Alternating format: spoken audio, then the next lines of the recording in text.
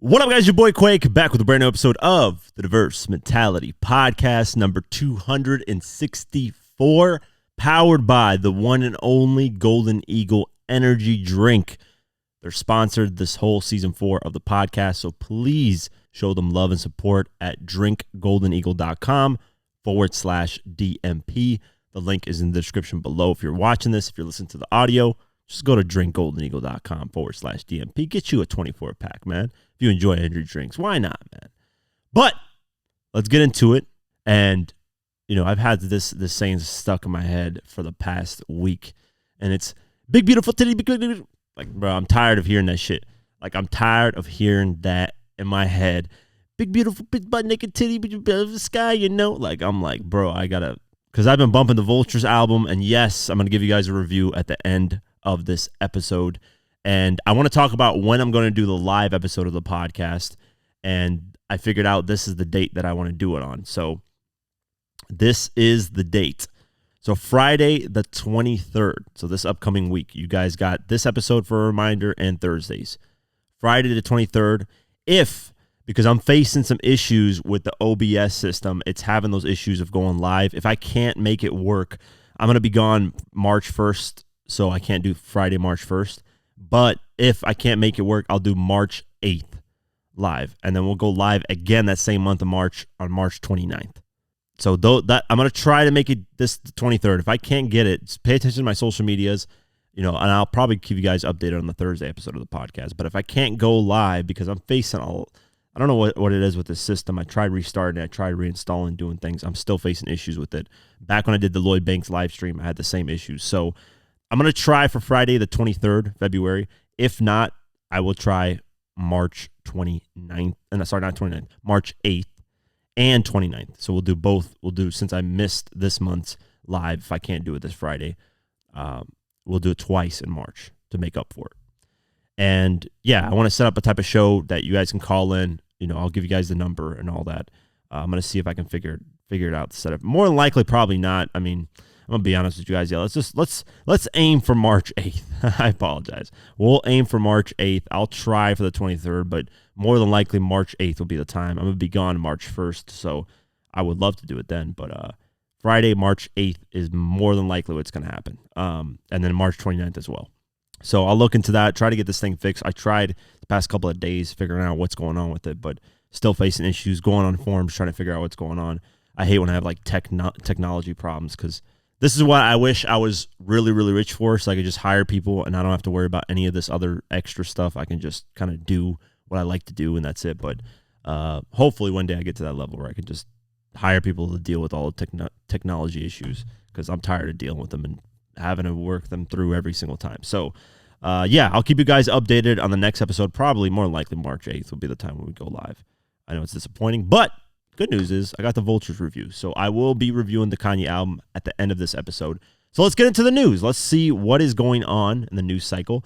A lot of it is going to be updates, court things, lawsuits, whatever the case may be. And we're going to start out immediately with Young Dolph's alleged killer getting scolded by the judge for giving interviews. Let's go over the article. In Shelby County, Tennessee, Young Dolph's accused murderer has been issued a warning by the judge presiding over the case to refrain from engaging with the media while the trial is still underway. One of the prime suspects in the case, Hernandez Govan, was arrested for the crime in 2022 and charged with first-degree murder, attempted first-degree murder, and conspiracy to commit first-degree murder. Soon after, he was granted a bond for $90,000 and put on house arrest so he could find work to take care of his family. On Friday, February 16th, Shelby County Judge J. Jennifer Mitchell criticized the defendant for talking to a journalist. She said this: "I shouldn't have to remind you that you're out on bond," she began. "At this point, the court feels like you're playing fast and loose with the court and these stipulations, and I don't like that. You have filed a motion through your attorney asking me to review your bond conditions, and before we could do that, I get a message from a concerned citizen that you're out doing interviews. Whether you're talking about this case or not, you're doing interviews. The court doesn't like the fact that you feel free enough to do interviews because what could be happening is that you could be in jail and it's a whole lot easier to supervise you there, but you've been given an opportunity to post a bond with bond conditions and you're not doing those things you need to do." She added, We're going to review those bond conditions on March 1st, but let me make myself extremely clear to you that you are to not have any interviews with anybody for any reason. DA told reporters that Govan did not talk about the case during his 28-minute interview, which was posted on YouTube. It wasn't the smartest thing to talk from house arrest, in a YouTube video, but it wasn't anything about the case. And in fact, he would say no comment anytime someone asked him about the case. Paul Hagerman explained to Memphis Fox 13. They talked about rap music, various rappers, and they talked some about Mr. Govan's daughter that is deceased now. He was asked 2 or 3 times about the case that he did not answer. So, this guy's trying to get any type of clout, which is unfortunate, man. This is why I hate when individuals who are nobodies kill somebody that is somebody, because they do this type of stuff. They get clout from it. They try to get any type of money from the situation, which is unfortunate. I think these people should not be out on bond, especially if they've been accused of having any role in any type of murder. I don't care. There should be no bond set.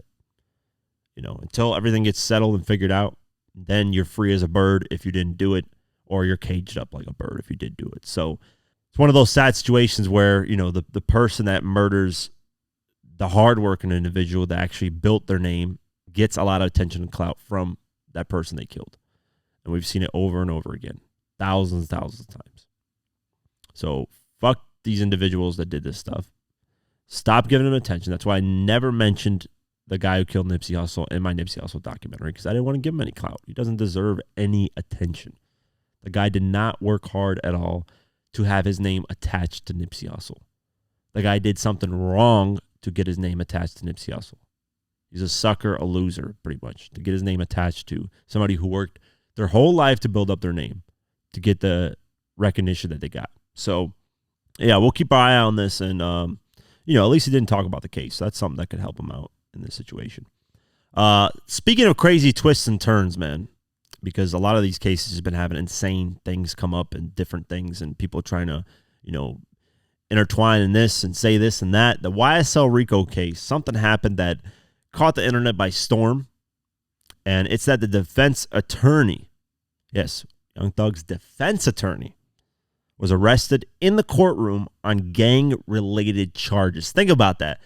You hired a defense attorney that's supposed to protect you relating to all this gang stuff, and she gets caught in a gang-related situation. That is the craziest twist I think I've ever heard. I don't know, in a courtroom. Not the craziest in a courtroom, because there's been a lot of crazy twists, but this is very up there. It's very high up there. I don't know who the hell Young Thug's hiring or what's going on, but let's go over the article. The YSL Rico trial has taken yet another odd turn, as a defense attorney has just been arrested in the courtroom on gang-related charges. The Atlanta Journal-Constitution was on hand in the courtroom on February 16th when Nicole Fagan, Tanquarius Mender's attorney, was arrested and charged with participating in criminal street gang activity and criminal solicitation to commit the offense of tampering with evidence. She had previously been successful in getting his case severed from other defendants' pending cases. The charges, however, are not directly related to the YSL Rico trial. Rather, according to the outlet, Fagan was allegedly involved in an unrelated deadly shooting on the corner of Williams and Baker Streets in Atlanta back in December 2022. According to the charges, Fagan allegedly told one of the shooters to dispose of the gun they used in the murder, and allegedly contacted another defendant about an active warrant for his arrest. Fagan was taken to processing in Gwinnett County and will eventually be transported to Fulton County Jail, which incidentally is where the other defendants, including Young Thug, are being held. Fans of the YSL Collective immediately began looking up Fagan's Instagram upon news of his arrest, with many commenting on posts that they thought were less than professional. Amongst the questionable posts include a meme featuring Fagan where she's bending down and squinting with the caption, "When opposing counsel whips out video surveillance of your client and you try to act like you can't tell who it is." Another post featured Fagan sitting on the floor with racks of dollar bills arranged, spelling the word broke. And yet another post featured Fagan holding a gun, wearing a spaghetti-strapped black dress with the caption, if your man's name holds weight, you can't just be out here acting like a regular bitch," with a 100 emoji. Yeah, she is, like, if you go over her Instagram page, she is so unprofessional. Like, I would never in a million years hire somebody like that to be my lawyer. I don't want my lawyer knowing about slang. I don't want my lawyer rapping to rap songs. I don't want my lawyer dancing to TikTok videos. I don't want my lawyer doing nothing. I want him to be boring and just on my case and not in the public eye. That's what you expect of lawyers. You don't expect them making memes like she copied the 50 Cent photo where he wrote the broken cash. She wrote the same thing. She's over here rapping a slime this and slime that, why I sell this, why I sell that. She's got photos of guns and shit all over the place. And yeah, it's insane. For somebody that's a lawyer, a defense attorney, that is the most unprofessional way to be a defense attorney. Like, I get it. Use social media to promote yourself. Okay. But you can do that in a professional way. The way she's doing it is just ridiculous. I mean, ridiculous. I would never in a million years hire a defense attorney that has anything remotely like that on her social medias. I get it. We're in a different era. People my age, I'm 28, around my age, they're more socially inclined with social media. They're more active on social media. They like to express themselves. I get that. But certain professions, you want to stay off social media. You don't want to express yourself because it's going to look bad for you. At least anybody with common sense wouldn't hire you. I would never in a million years, if they're looking over a page, never in a million years hire. Super unprofessional. And I hope this teaches her a lesson. I don't know what's going to happen to her, her whole case with what she's doing out, but yeah, it's horrible. So we'll keep our eye on this, but it was a crazy twist, man. Very crazy twist in this whole thing. Blac Youngsta. There's some updates on Blac Youngsta's brother who got unfortunately killed. And let's go over the article. Blac Youngsta's family is one step closer to getting justice for the August 2023 murder of his brother, as the Memphis Police Department has taken their prime suspect into custody. According to CBS affiliate WREG, 28-year-old Randy Darnell Ewing Jr. was arrested on Tuesday night, February 13th, in a joint effort between MFD's fugitive team and U.S. Marshals. The man who was armed when he was arrested was immediately taken to the hospital for treatment to a bite wound caused by the K-9 officer who ultimately apprehended him. He was then transported to the Shelby County Jail. Ewing had been considered a suspect in the case almost immediately following the death of Tamanuel Benson in a shooting at an area BP gas station on August 18th. Since then, he has been wanted on an open warrant for charges of second-degree murder, criminal attempt, second-degree murder, and a firearm offense. The charges were amended from the original single count of second-degree murder and 2 counts of attempted second-degree murder. Police discovered the CMG rapper's brother unconscious near a Valero BP gas station in South Memphis.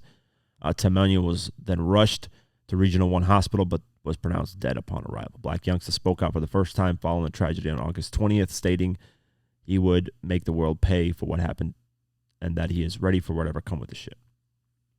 Yeah, it's been going back and forth, man, and I don't want to put names into who did what, but Memphis is probably one of the most violent areas when it comes to rappers dying and just gang activity. And it doesn't get, I don't want to say credit because that's not a good thing to get credit for, but it doesn't get the recognition or like the spotlight of being one of the most violent places, because Chirac gets that a lot. But Memphis is up there, man. It's really up there. It's crazy. So we'll keep our eye on this. They caught him, and we'll see. He's probably going to go to trial, court, whatever, and then keep an update on what's going on.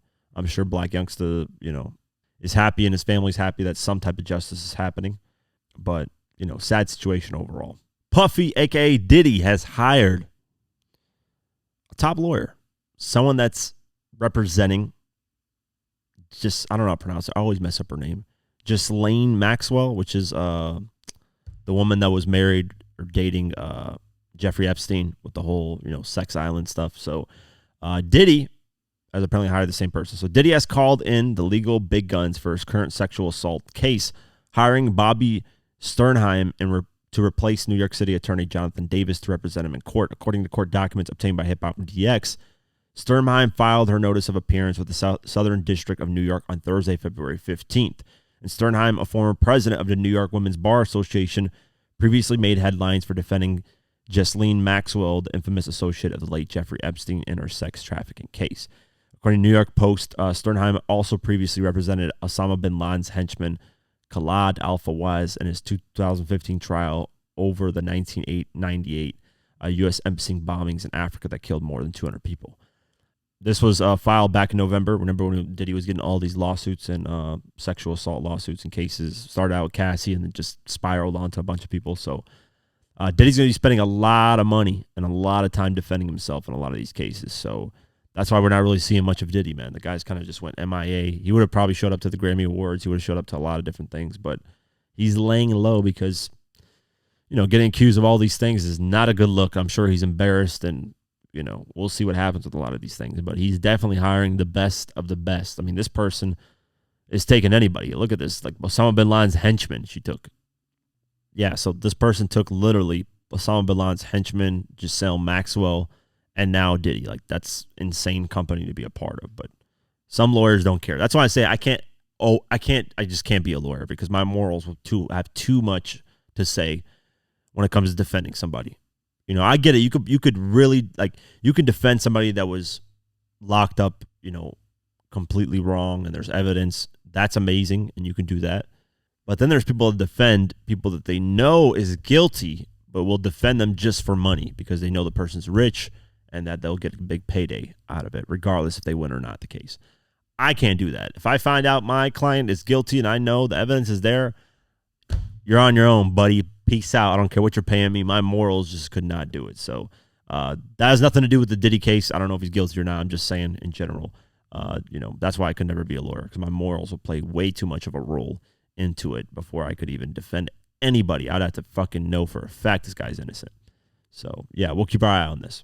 Speaking of trial courts, guilty or not, Troy Ave, man, 2016 shooting. It looks like he's finally going to go in to serve whatever time he got from it. So let's go over the article. Troy Ave has apparently begun serving his prison sentence following a shooting incident in 2016 that resulted in the death of his bodyguard.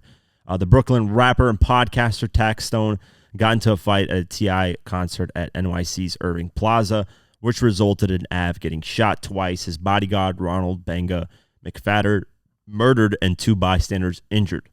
Taxstone was sentenced to 35 years in prison, while Troy Ave was handed a reduced 1-year stint in jail. Troy Ave spoke about going away in an Instagram video captioned, "Free Troy Ave." Let's play the clip for you guys and see what Troy Ave has to say. All right, y'all, here it go. About to run up in the court. You might keep me, you might not see me for a while. But just know, the streets is a myth. All them people that was in the car with me, I ended up taking the guns. You know what I'm saying? Somebody shot at me. Instead of me laying down and dying, I'd have been a hero or martyr. I took the gun and bust back. You know what I'm saying? And here you have it. Here go the consequences. But we don't cry over spilled milk. We take the lemons and we make lemonade, you feel me? God is great and the paper straight. Y'all keep supporting, y'all keep running it up. Send the prayers up. Prayers count more than anything, you heard? And, kids straight, family straight, fans straight. I'm up out of here, y'all. Yeah. I mean, consequences come with these things. So, Kornev said it better. He also discussed his sentencing on his podcast, The Academy, saying, because of New York's self-defense laws, I probably got to be away from my kids and my loved ones and my businesses and my employees and the life that I built for myself. But I said before, and I'll say it again, I'd rather be judged by 12 than carried by 6. Addressing life in jail, he said, I'm not trying to win the toughest guy in jail competition. I just want to be the richest guy. I'm going to play dominoes, do my push-ups, read some books, and take some time to recharge the battery. 1 year sucks. But it is a good time. It's a good way to reset if you have a lot going on. He also says this: when you go to prison, that's God saving you from yourself. And if you don't take that time and come out greater, that's on you. I agree. Gucci, perfect examples, Gucci Mane and Kevin Gates. Both of them are very good examples of people that got locked up, came out better people. So it can work towards your favor and it can make you a better person if you truly want to be that. Like he's saying, read books, do push-ups, you'll learn a lot. You'll get healthier with the push-ups, working out. So, it's 1 year. It's not too bad. I know a year, regardless, a year being locked up, a day being locked up in a box is hell. But could have been a lot worse, man. He could have been dead, even though, unfortunately, his bodyguard passed away. A lot of different things could have happened. So, we'll keep our eye on Troy Ave. And see if there's anything new that comes out down the line. Benzino has been on a media press run after the battle with Eminem got reignited. Of course, Eminem dropped the Doomsday 2 track going at Benzino, and then Benzino responded with his 2 tracks, Vultures and Rap Elvis. And ever since then, he's been doing media press runs, doing interviews, talking about the tracks, and just talking overall about his beef with Eminem and his career. He even stopped by my podcast, and we talked for roughly over an hour about Eminem and his Benzino's upbringing and stuff like that. And I felt we had a great conversation. I pushed back on a lot of stuff that he said about Eminem, and then he made some valid points about Eminem and just Eminem stans in general that take things a little too far. Because I've been on the receiving end of that. So when he said that, it made a lot of sense to me, because even when I did my Machine Gun Kelly versus Eminem video, I got a lot of backlash from Eminem stans, not fans, the ones that, you have great conversations with about hip hop, but the stans that take it too personal. I got a lot of bad, backlash from that, death threats, stuff like that. So we had conversations. It was really great. If you haven't seen the interview, check it out. It's in my podcast, Diverse Mentality Podcast. The link is in the description below. So check that out. But we're going to be talking about Benzino stopping by the Drink Champs podcast. And when I was talking to Benzino, he mentioned he's going to appear on there. And well, the episode is finally out. And throughout the episode, if you watch the full thing, Benzino goes in on Eminem, says F him, stuff like that. And then just talks about various things throughout his career, $55 million deal that was on the table for the Source magazine, touching millions of dollars and helping people out, and just cool hip hop stories that he's been a part of. And he even told about a story about him being on a track with Tupac, which I didn't know. So I went to go check out the track. It is very dope, and Benzino actually killed it on the track. So let me see if I can find the title of the track first. And the title of that track is called Killa. So just search up Tupac, Benzino, Killa. He actually was in the studio with Tupac, which is really dope. I didn't know that about the history of Benzino. So Benzino's been around for a while. He's obviously been in hip hop since the 90s. And of course, being part owner of the Source magazine, he's dealt with a lot of artists and different people and stuff like that. So throughout the interview, he's talking about his history. He pokes fun at Eminem, disrespects him here and there. But then, he starts on Drink Champs. Most of the guests drink. And then once alcohol gets in you, you start to, speak on things with your full true feelings. And towards the end, that's what happens to Benzino. He starts crying on the podcast, shedding tears. And this is where his true emotions about things comes out. And this is what I've seen from the beginning. Even with my interview with Benzino, I got to kick it with him a little bit. I got to talk with him outside of the camera. He's a very, very cool guy, very down to earth, very humble guy, and just appreciative to be alive, because he's dealt with a lot of death around him and dealt with a lot of racism, dealt with a lot of different things in life, cops shooting at him. He has an insane life story. So just getting a chance to hang out with him, I could see a lot of different, qualities in him and how great of a person he is. But when you look at interview clips and you just watch certain, clip points, it may seem like he's a hater or he's this or that. But once the alcohol got in him, you could tell, that's when he really spewed his real emotions. And, not to my surprise, but to some people's surprise, he actually likes Eminem.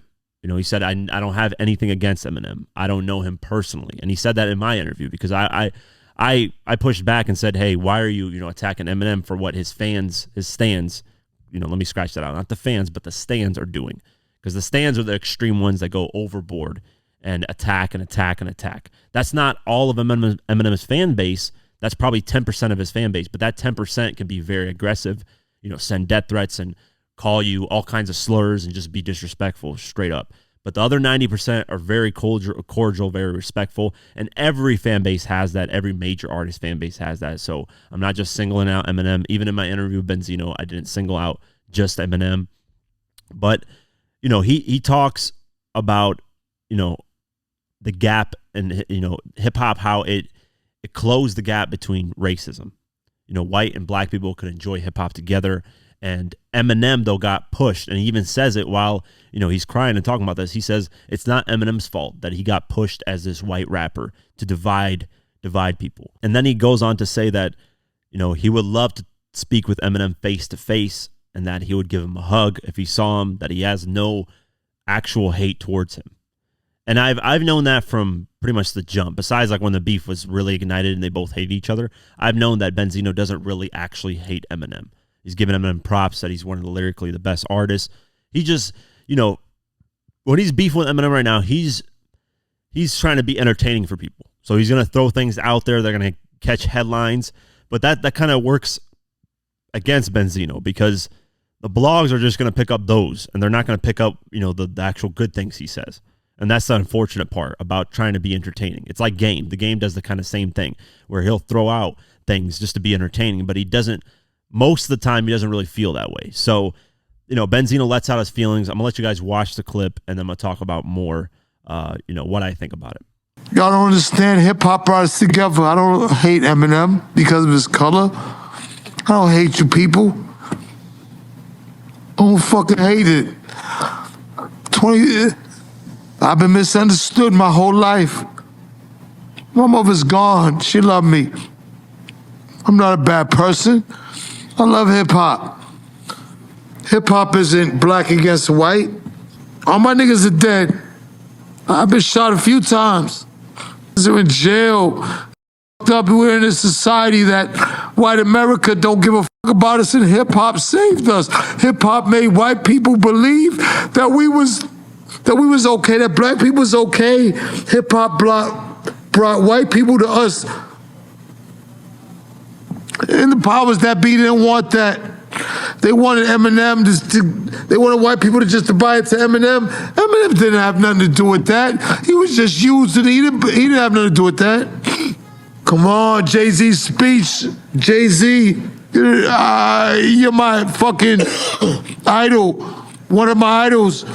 You speaking up for Beyonce, but speaking up for niggas, the Grammys, these never fucking white people don't care about us. Come on, man, I'm tired of 22 years. I don't got nothing against Eminem. I got nothing against Eminem. Eminem can rap, but I care about us more. I don't want to talk about it no more. For 22 years, every time I do an interview, they ask me about Eminem. The fuck you want me to do? My daughter came into the industry figuring that, hey, I gotta be cool with Eminem because everybody's against my dad. You think this shit is cool? Nah, man. We're failing as a people. All me and Eminem gotta do is sit down and talk with each other. Let's sit down and talk. Let's battle. Let's do whatever.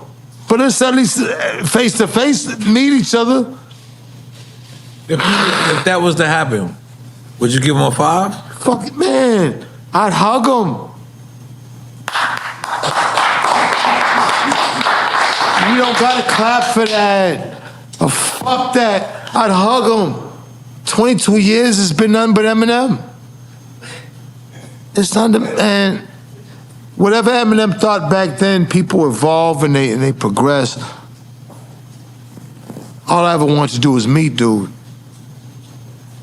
Just meet him and talk to him. We probably just meet him and sit in a room with him with nobody and no cameras and no phones. I don't want to hear this no more. All the white people, the thousands and thousands and thousands of white people that disrespect me for 22 years over this Eminem shit, they'd meet me and they'd love me. The main thing that I agree with Benzino about is hip-hop has, especially nowadays, unfortunately, has turned more into dissing ops and laughing about killing people. And it's gotten very, very violent as time going on. It's gotten even worse than I think in the 90s and 80s when that was really bad. But now it's in people's faces 24/7 social media, and people are doing things for clout. So when Benzino's talking about that portion of hip-hop, I agree with him. Hip-hop's turned into something that, now it's just about violence, gang stuff. And back then, it had that, of course. But, you would still have a balance between the two. Now it's just gotten to extreme portions where people are, laughing at, going shooting videos at people's grave sites and pissing on their grave and just doing all kinds of disrespectful stuff. So I agree with him, with that part of the when he's, ranting about, hip hop and, not dividing, bring everybody together. And Benzino's always said that in interviews that he doesn't like that. He feels that like certain white people think that hip hop should be just theirs and that Eminem is the hail king of everything and stuff like that. Another thing that I agree with him in the interview is the Jay-Z speech, and I talked about this on my podcast, is that Jay-Z, it seemed like he just spoke up for his wife, Beyonce, and didn't really speak up for more of hip-hop. He could have used that speech in a lot better fashion and way instead of, how he did it. But, of course, everybody's going to have their own opinions about things, so that's just my take on it, and Benzino feels the same way. Overall, I agree with Benzino on a lot of the stuff that he was saying. I do feel like him and Eminem, it would be amazing to have them meet face-to-face finally. And like he said, no cameras, no, recording, nothing. Just them chilling, hanging out for an hour, talking to each other. Because I'm sure both of them would walk away like, hey, we don't hate each other. This is just us going back and forth and stuff like that. And fans getting in the way. Because really a lot of fans just get in the way and amplify things. Because right now what I'm seeing is instead of people watching the whole Drink Champs interview, and especially the moment when he starts crying, they're instead just clowning him for crying. And they're not listening to the message. And that's the problem with a lot of this stuff. And it's social media in general, not even relating to Benzino or Eminem. Just in general in social media, people just watch clips of things and don't watch the full thing and critique that portion of the clip. And you can clip anything in any interview, any clip, anything online and make it look bad or criticize the person from that. So if you're going to criticize Benzino, at least watch all the interviews. And if you do actually watch the full interview, watch mine, the Diverse Mentality one. Watch that. We'll click the link in the description. Watch the full one. And I'm pretty sure, because a lot of people were messaging me, and I know some people felt differently. Some people, everybody has their own feelings on things. But a lot of people were messaging me saying, okay, because I'm an Eminem fan, right? My platform is Eminem and 50 Cent for the most part, right? I'm a huge M and 50 fan. So that's what my audience mainly is, right? But a lot of people were surprised that I interviewed Benzino. But I was like, I'm still at the end of the day a media outlet that I can't be, biased towards one side. I have to be right in the middle, and that's what I was during the interview. I agree with some stuff Benzino said. I disagree with some stuff. But if you watch the interview, a lot of people messaged me and were like, whoa, I used to dislike Benzino, but when I watched this full interview, I had a different, take about him now. He made me change my mind on some things. He made me think about things differently. And that's the thing. I'm glad I got some people to watch a full Benzino interview, even if I have to be involved in it, to understand more, of where Benzino's coming from. So that's all I say. And overall, if you're going to watch, Benzino cry on a clip, watch the full thing. And I think you'll walk away from it saying, okay, he has some points. And, he says, I would love to hug him. And I would hug him. Like that's his true emotion because he's super drunk. Like at this point, he's gotten faded. So yeah, I understand where Benzino's coming from. And I think hopefully him and Eminem one day can sit, face to face and just have a conversation. And I think that would be really cool for hip hop. At the end of the day, it's just diss tracks. Nobody killed nobody. Nobody's killed another person. Like I think fans just amplify it a lot more than what it is. The real beef is when somebody dies on somebody's side. That's when it's real beef. But it just diss tracks back and forth and disagreeing and calling people names and stuff. That's not real beef. That's just competition. That's what it is. And we've gotten some great hip hop moments from Benzino and Eminem, both. But yeah, that's it. Let me know what you guys think in the comments below. And, we'll keep you guys updated. Let me know if you guys want to see Benzino back on our podcast. I think I'm going to have him back in the future. Maybe more when the Eminem thing settles down because I just want to talk to Benzino about his career. I think it's super interesting. He's been around Eazy-E, Tupac, every hip hop legend you can think of. He's had something to do with or been around. So that to me speaks volumes of his longevity of how long he's been here. Whether people want to clown him for different things, that's just people, doing the internet stuff. But he's had his longevity. He's done his thing. He's still relevant to this day. And people can, say things like, oh, it's because of Eminem, it's because of this. Whatever. At the end of the day, people are still talking about him. Before we continue, I want to give a shout out to Golden Eagle for sponsoring this podcast. Yes, if it wasn't for Golden Eagle, this podcast wouldn't be possible. If you're looking for an energy drink that doesn't tear a hole in your pocket, Golden Eagle energy drink is the one you want to get. Golden Eagle has the smoothest taste with no aftertaste. You don't get acid reflux when you drink it, and you will save a lot of money. So check out Golden Eagle at drinkgoldeneagle.com/DMP. The link is in the description below. And how do you think this podcast would be possible without me having energy to do it? Come on, guys. You guys got to remember this. I need energy to do this stuff, man, because there's a lot of crazy topics. So look how smooth this thing sounds. Look at it. Oh my God, it's fresh. Look at that Golden Eagle. Look at the can. It's so beautiful too, man. Look at that. That's so fresh, man. So fresh. Golden Eagle energy drink. Go to the link description below. That's drinkgoldeneagle.com/DMP. Let's continue the episode. Cameron has lost the lawsuit of a photo of himself. That's wild. But this is what happens when you don't know what copyright is and how it works. So let's go over the article. Cameron has been ordered to pay over $50,000 to the photographer who captured his iconic pink fur photo in 2003 after he used it on his own merch without paying for the licensing. This is what happens, right? Yeah, it's you in the photo, but that photographer, that's a person's work at the end of the day. So let's go over more. According to Billboard, Judge William Martini ruled Thursday, February 15th, that the Dipset rapper committed copyright infringement and must pay Djamila Courtroom, man, I don't know how to pronounce these names, Djamila Courtroom, $40,530 in statutory damages, plus the $10,691 that Courtroom spent to bring the lawsuit. It was apparently an easy win, and as Cam never even responded to the complaint. It's also pretty pricey. Loss that could have been avoided, as he would have only had to pay $5,790 licensing fee to Getty Images to use the image on commercial products. Look at that. That's simple, man. If somebody takes a photo of you and you didn't figure out the licensing, you didn't figure out the whole thing, and it's an iconic photo, just pay the $5,790. That ain't big of, especially to Cameron. Come on, man. What's $5,000 at Cameron? It's nothing. And you pay the photographer, you give him his props, you give him his money.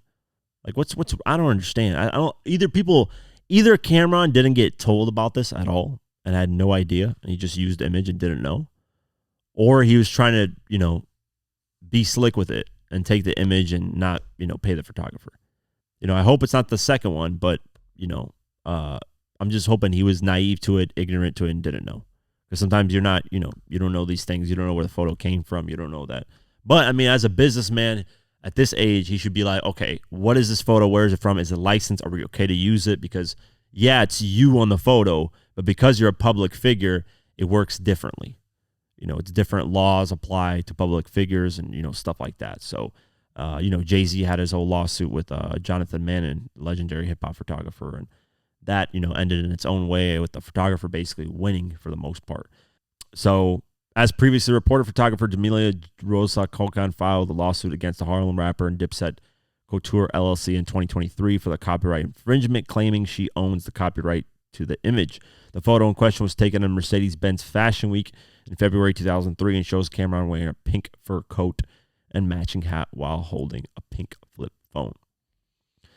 Defendant Dipset Couture LLC, without permission or authorization from plaintiff, actively copied and displayed the photograph on the website as part of various product listings, merchandise listings, and engaged in misconduct knowingly and in violation of the United States copyright laws. So, yeah, that's an iconic photo, man. Definitely an iconic photo that, just pay the person. It's not that big of a deal, man. $5,000, damn near $6,000. That's all you had to pay, man. And you could have had it going. So, licensing is very important, and photographers definitely deserve their just due. I don't think photographers, and especially videographers, are not appreciated enough. These are people that have captured moments that are forever will be in history in anything. Like, think about this.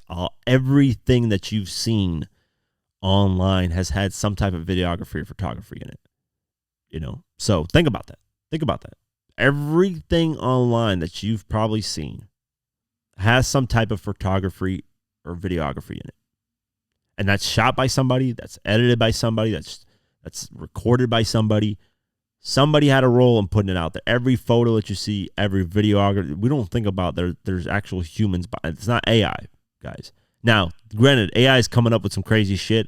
Now they're coming up with videos that AI, you can just type in the AI and it'll make the video, which is scary because at a certain point, we're not going to know what's reality and what's fake, which I don't like to live in that world. Honestly, it's getting really, really crazy out here. But everything that's ever been shot, recorded, sent out has been by another human being that you've watched and seen. So think about that. People tend to forget about that. All the old classic photos of people that have passed away, no longer here. Somebody was there in that moment, snapped a photo, recorded the video. So we got to give them props, and those people deserve a lot more credit for preserving human history. Let's just say that, because, when we all pass away in 100 years, we're all going to be out of here, guaranteed 100 years. None of y'all live until 130. Okay. So 100 years, guaranteed we're out of here. There's going to be a lot of photos, videos of you and people and, things like that. And that's a person that shot that at that time. So, and people in the future are going to look back on it and be like, whoa, this is crazy. This guy actually used to use a car to go places. Now we just teleport in milliseconds. They're going to laugh at us for using cars and be like, these guys had to actually get in a car and drive and take 30 minutes to get somewhere. Oh my God. So it's going to be crazy. But yeah, I'm glad the photographer won, to be honest with you. Schoolboy Q, he's dropping his new album, Blue Lips, on March 1st. And he's been kind of doing a, promo media run, not really a huge media run, but, going on social media, talking to people and stuff like that. I'm excited for the album. I like the 2 tracks that are out so far. So he believes something that I agree with. And at first, or at least when I was younger, not that I'm getting older, but just when I was younger, I used to have a different mentality when it comes to this. But now I have a diverse mentality. Ha ha ha, pun intended. Yeah, you guys get it. Schoolboy Q believes age is nothing but a number. Now, if this is taken out of context, it sounds crazy. It sounds like some R. Kelly shit. But it's not, thankfully, because the media can do that type of shit.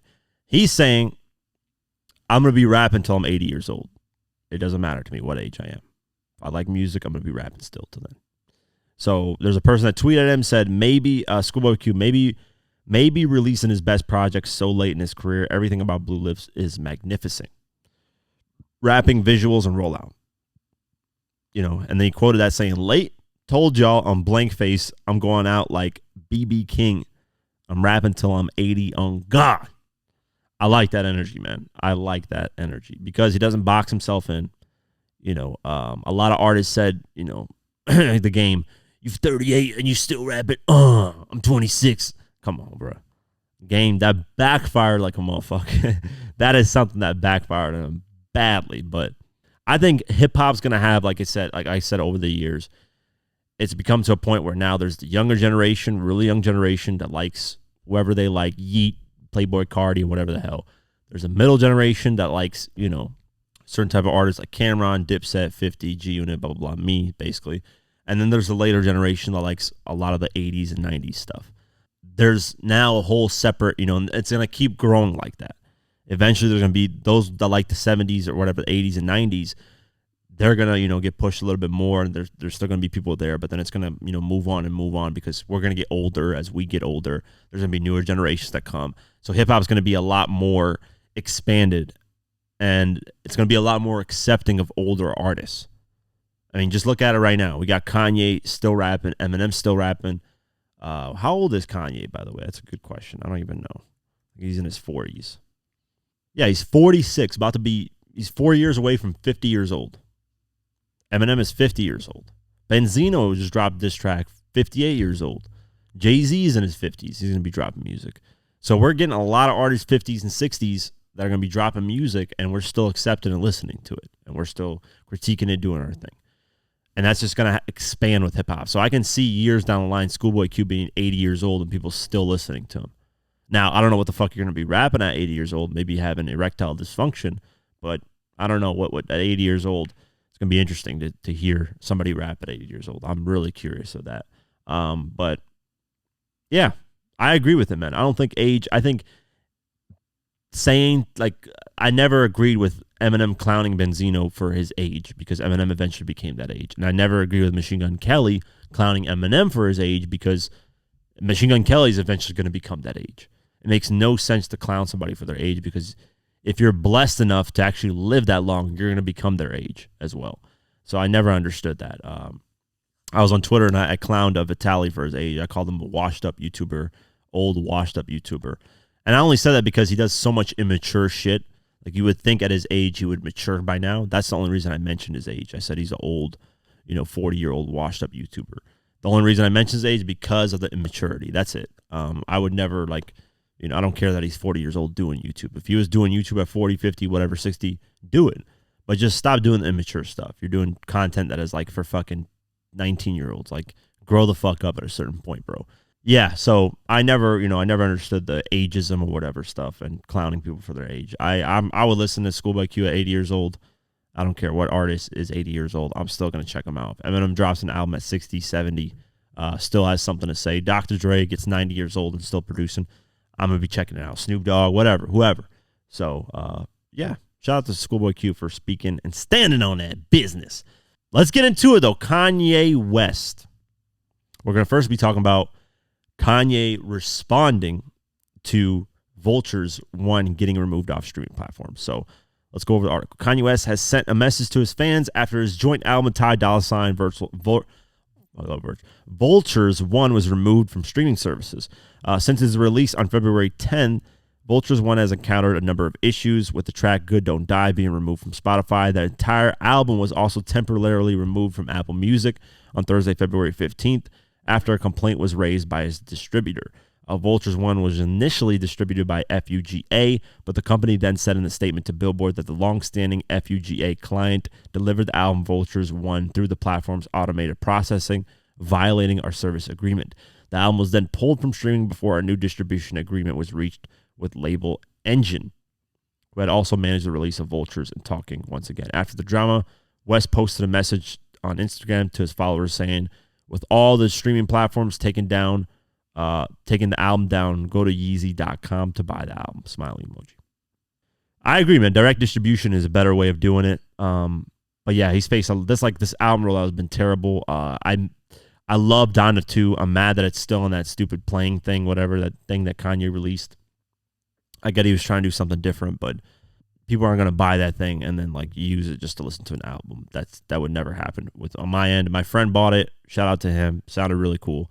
But I just would not buy a whole product that's whatever how much it costs just to hear one album. I think Donda 2 is a very great album. I wish it would be on streaming platforms.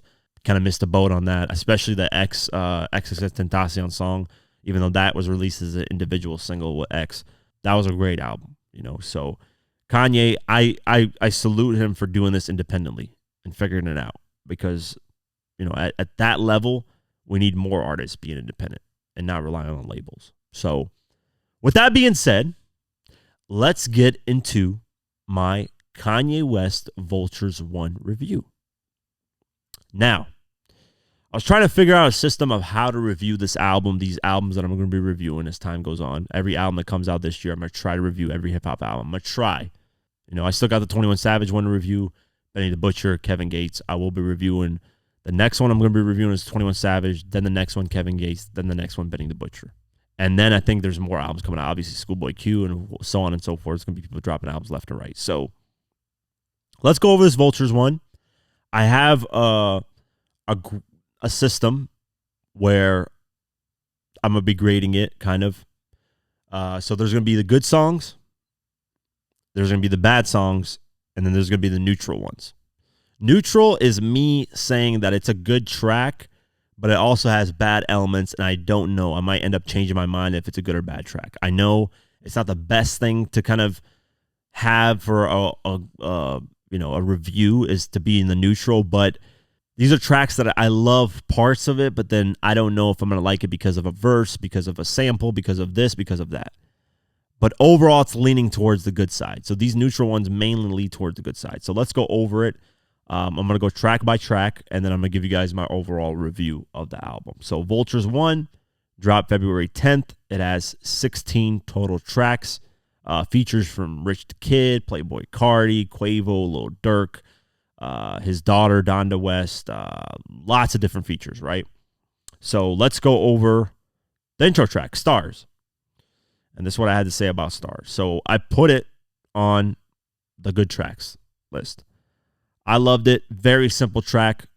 Enjoyed it. Very smooth. I don't really know what more to say about it. I loved whatever samples that Kanye be using. I don't know all these fucking samples that Kanye uses. I'm not I'm not the best with my words, guys, when I'm reviewing albums. I'm just going to let you guys know. I'm not going to say all these symphonies and drums and these percussions and all this stuff. I don't know all that shit, all right? I'm not a musician. But what I can say, it's a very, simple track that is a great intro, and I liked it, man. I enjoyed it. Very, very, very great record.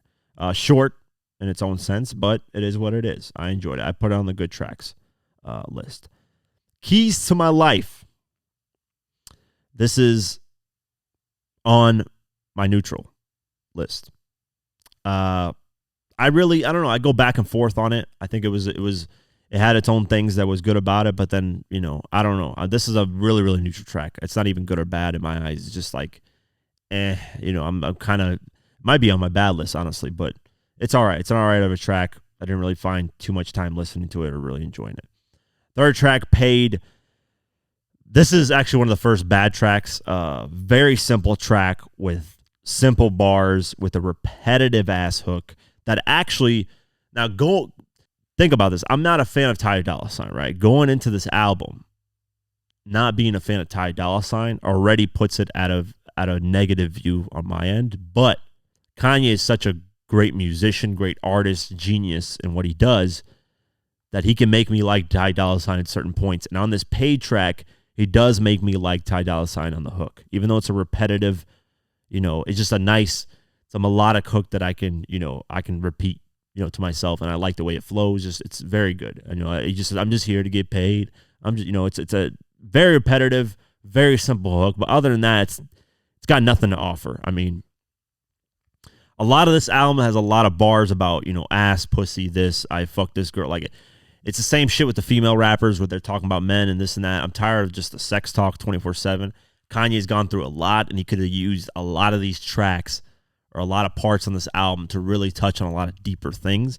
So it disappointed me on that aspect of, like, come with me, I got the booze and that drip misting, like, cut walk and the cost is 15, little flew past too fast, old stomach to the new ass.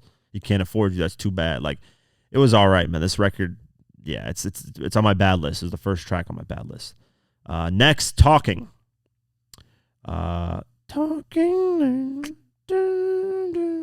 Talking. I actually love this record. Northwest killed it. Shout out to Northwest. She, I think, is the better out of Jay-Z's daughter and Drake's son in anything music that they've done. She is actually musically inclined. I think she can be talented if she actually puts her focus on it. She killed it. She did her thing. I really enjoyed her part. And then Ty Dolla $ign and Kanye did their thing as well. I love the Talking, whatever sample, whatever the hell that's from. Very, very well done. It's on my good track list. Don't try to test it. It's going to get messy. So shout out to North, man. Killed it. Kanye did his thing too. And I like once again, the clouds are gathering to release what they held in. I love that, man. And it's repeated throughout the track. Very, very well executed. So definitely one of my favorite tracks on the album. Back to Me. Beautiful big titty butt naked women don't just fall off the sky, it's been stuck in my head, man. The track overall, I think, is very well executed. The only complaint I have is when Kanye's saying the beautiful big titty butt naked women, like that whole part that he's saying it, he repeats it so much and it's so long throughout the track. That's the only thing I dislike that if I had Kanye change something, I'd be like shorten it up a little bit because it's too long.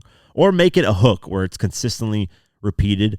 I think that he missed the boat on that, but I can kind of see why. Let's keep zoning, let's keep flowing, that's a great chorus by Ty Dolla $ign. But beautiful big titty but naked women don't just fly off the sky, Yeah, I keep saying that. Freddie Gibbs, I gotta round of applause for Freddie Gibbs, man.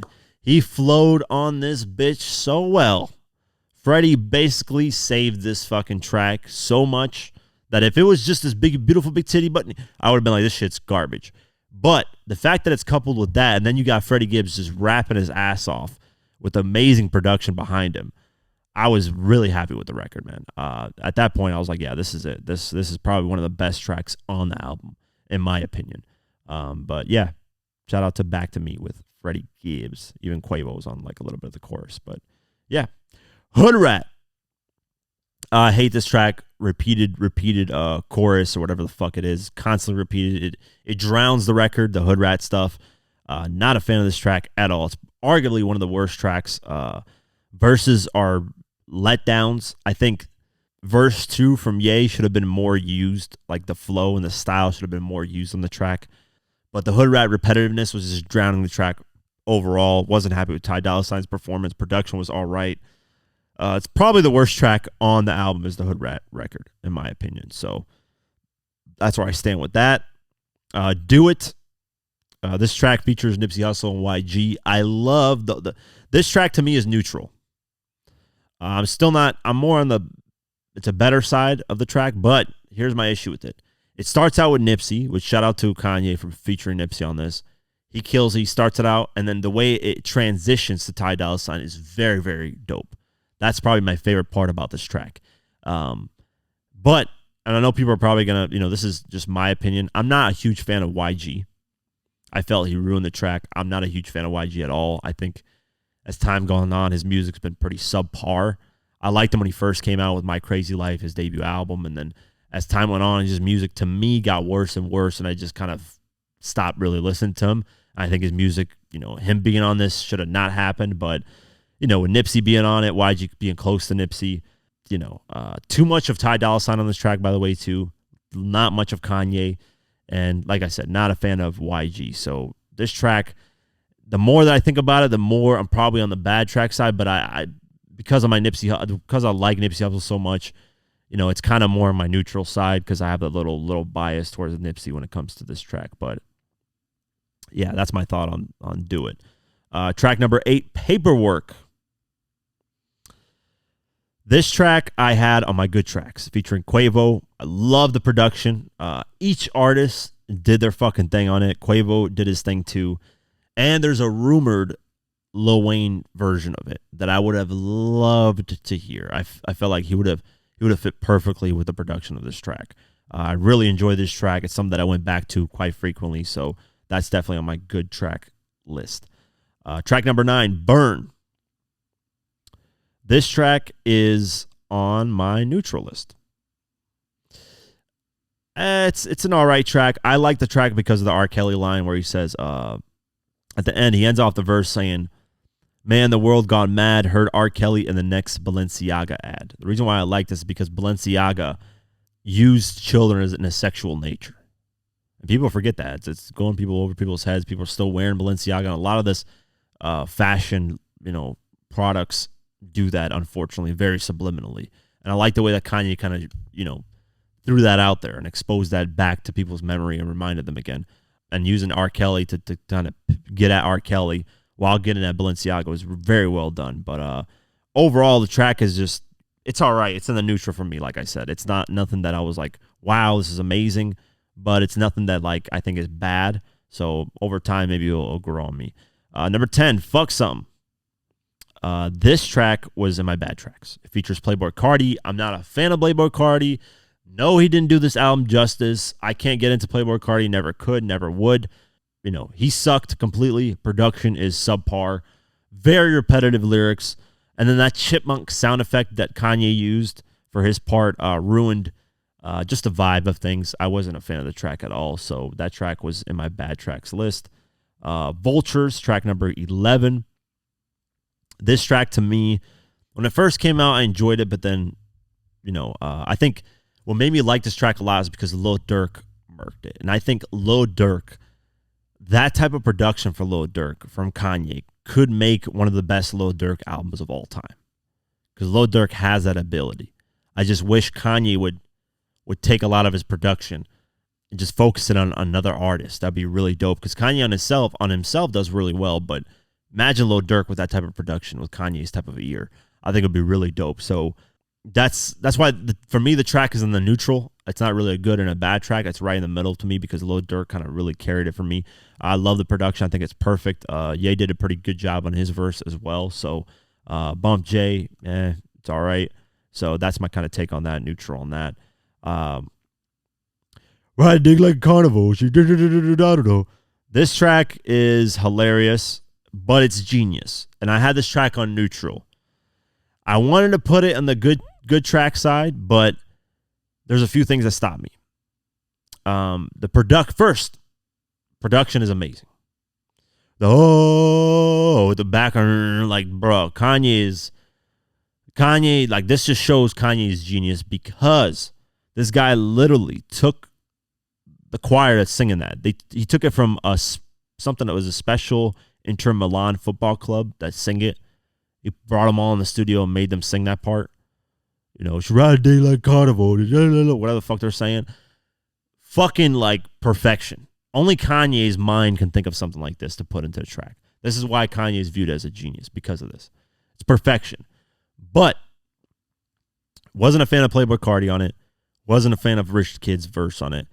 But once again, there's another but. When I listen to it in the car, it has a whole different vibe to it. So I think it depends on where I'm at when I'm listening to this track. That's why it's in the neutral for me. I don't really think of it as a bad track or a really good track. It depends on the vibe I'm in and where I'm at. So that's why it's really neutral for me. I think the hook overall, you should have just kept it as the intro. You know, when the intro starts out, you know, rah, rah, the people, oh, like they should have kept repeating that as the hook and made it a little bit better. Instead, they added, I think, Ty Dolla $ign over it or Rich the Kid or something like that. Let me go over the lyrics here so I know exactly. You know, so go ahead, so good, she on a roll. She ride a dig like carnival. That part, the first intro should have been kept as a hook.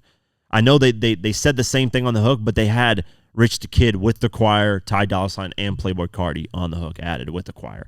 I would just like it to be just the choir. I think it was perfect like that. But other than that, Kanye's verse on this, he started it out really good, but then it ended off in a really bad way. Kanye has these moments where his verses start really good and then it just falls off with some stupid shit. I like how he started out that Game of Thrones, Yeezy, not the clones, Eli, where my rocket ship, it's time to go home. They served us the porn since the day we was born. Anybody pissed off, got to make him drink the urine. But then he said, and this is where like it just goes off, and I'm like, what the fuck is he talking about? Now I'm Ye Kelly, bitch. Now I'm Bill Cosby, bitch. Now I'm Puff Daddy Rich. That's Me Too Rich. And then this is where he gets to like the female sucking dick. It's like every verse is this, like sucking dick, female this, female that, pussy this, pussy that. I'm tired of it. Kanye's got so much more substance to him. You know, he's proved it with millions of albums that I feel like he's just throwing it there. He doesn't have anything to talk about. But I'm like, dude, you've been through so much shit. Please add more substance to your stuff. You know, I get the Ye Kelly and all this Bill Cosby stuff. He's saying basically I'm uncancelable. Like I can be put next to all these people and nobody's gonna cancel me still. But then when he says why she say she sucked my dick, then she say she ain't sucked my dick, she's gonna take it up the ass like a ventriloquist. Like, I mean, since Taylor Swift, since I had the rollie on the wrist, I'm the new Jesus, bitch. I turn water to Chris. Like, I don't like that. I don't like the Jesus talk, him thinking he's God and all this. This is where like the verse falls off, and I'm not really fucking with it. He started out strong, but other than that, this is why it's really neutral for me on this track. But I think he missed the boat on potentially making this a track that could be used across soccer stadiums or football stadiums, whatever. If you're in Europe or overseas, you call it football. Here in America, we call it soccer. But having this song be used as a soccer anthem, that could have potentially happened had the lyrics been changed up. But that choir being in there, go with the beat, oh my God, he could have turned this into a soccer anthem, something really big. But I think he missed the boat on that. But Kanye has his own vision for things, so I can't really knock it. I just don't like the sexual talk always. And then Playboi Carti and Rich the Kid, they're all right, man. The Ty Dolla $ign did his thing all right. So that's why it's neutral with me on that track. Continuing on, Beg Forgiveness. This track added on the bad tracks. I think he missed the opportunity on this track just to speak on how he really feels about things, with the whole forgiveness thing. Maybe, he spills his heart out about, all the things he's talked about that people have scolded him for, but he missed the boat on that. It's a very, track that I just skipped by. I didn't really care too much. I never listened to it back again. I listened to it probably 2 or 3 times when I was going over the album, but other than that, I never went back to it. Track number 14, which is, let me see, it's that Good song that got removed. This track I love, The Good Don't Die. This song ended up getting removed from streaming platforms because Donna Summer's estate never got the sample clearance approved. They never approved it, so it got removed. The song is very well executed with a positive message that's going to impact people, and it already did. There was somebody that released a story about, like, I was going to do something, and then I didn't do it, like suicidal, like I was figuring out my life. It's already impacting people's lives. So that's what I like about this track. It's unfortunate it's been removed off the album. Hopefully you can figure out the clearance issues. But, got my heart and eyes, don't die, I'm alive. Just one more time, don't die. So it's a positive message. I love it. Overall, a great track, man. So I put it on the good list. Next track, Problematic. This is another good track. I think the production is insane. And the trumpets that come in towards the end, like in the middle of the track, I love, perfectly executed. Such a fire touch. And the Kanye snaps on his verse. I really enjoyed Kanye's verse, the way he flowed over it.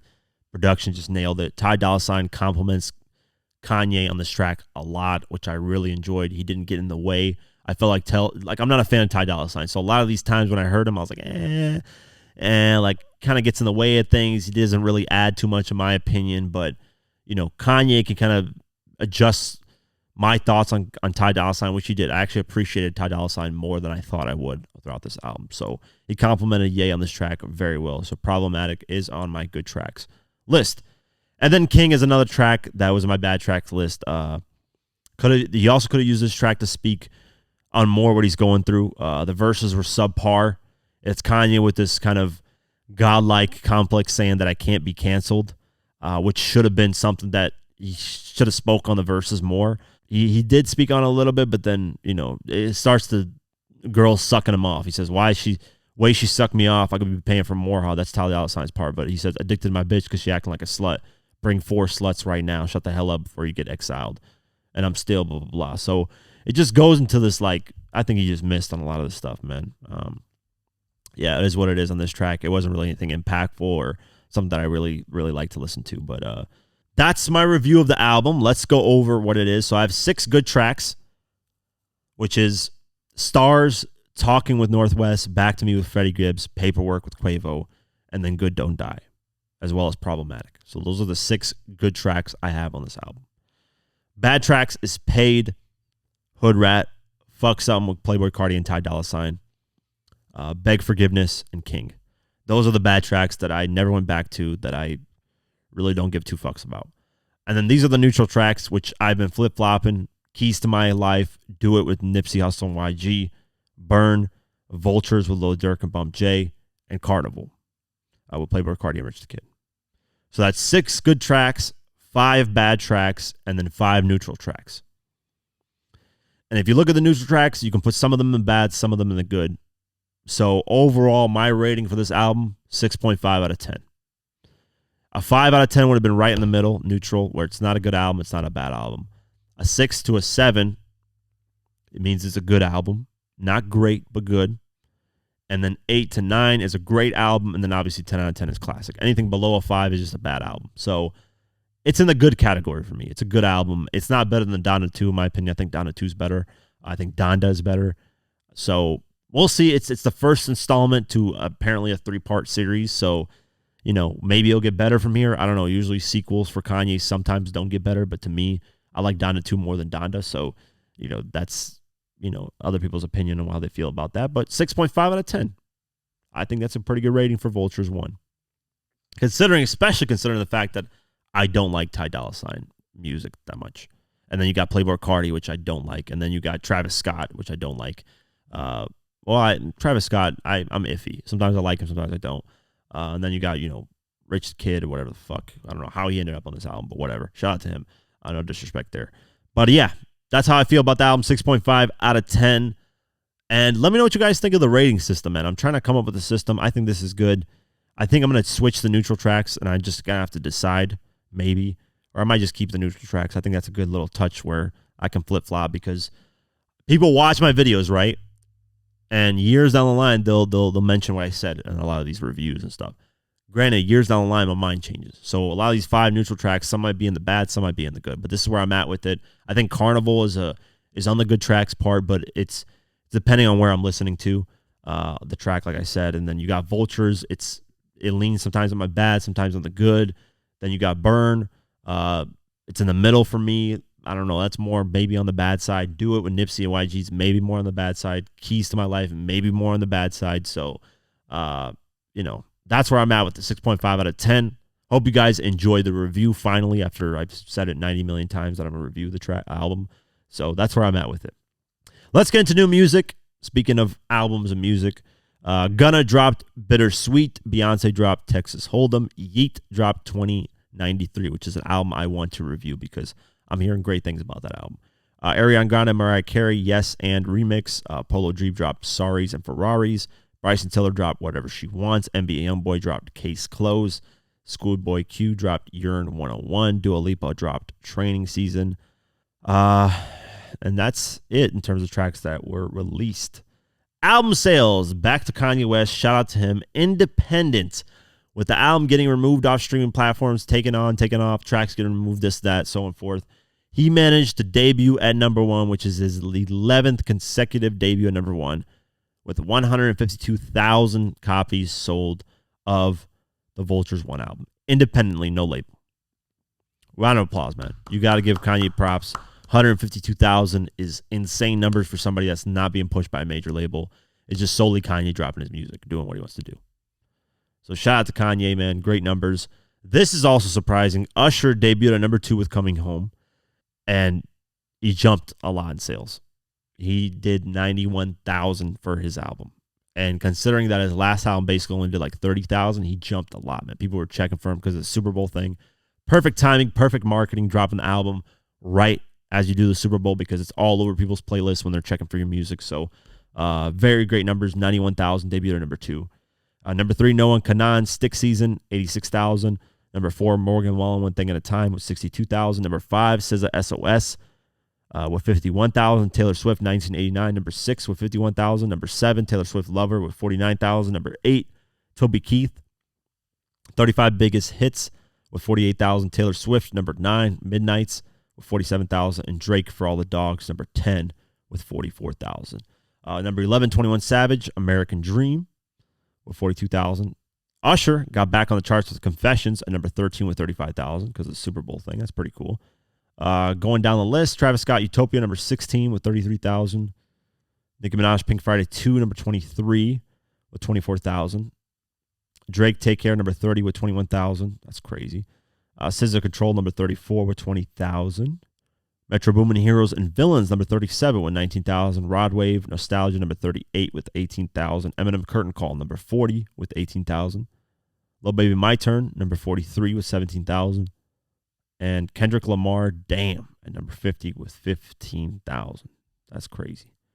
A lot of these older albums, Drake, Take Care, crazy still on the charts like that. People really do like that album the most from Drake. I disagree because Nothing Was the Same is better in my opinion, but that's just my opinion. And that's it for today's episode of the Diverse Mentality Podcast. As always, guys, I appreciate you all. Support me by supporting Golden Eagle Energy Drink. Go to drinkgoldeneagle.com/DMP. Please buy yourself a 24-pack if you can. Really appreciate it. It would help out a lot. As usual, stream us, Spotify, Deezer, Podcast, YouTube, all that. Have an amazing night, day, whenever you listen to this, and peace.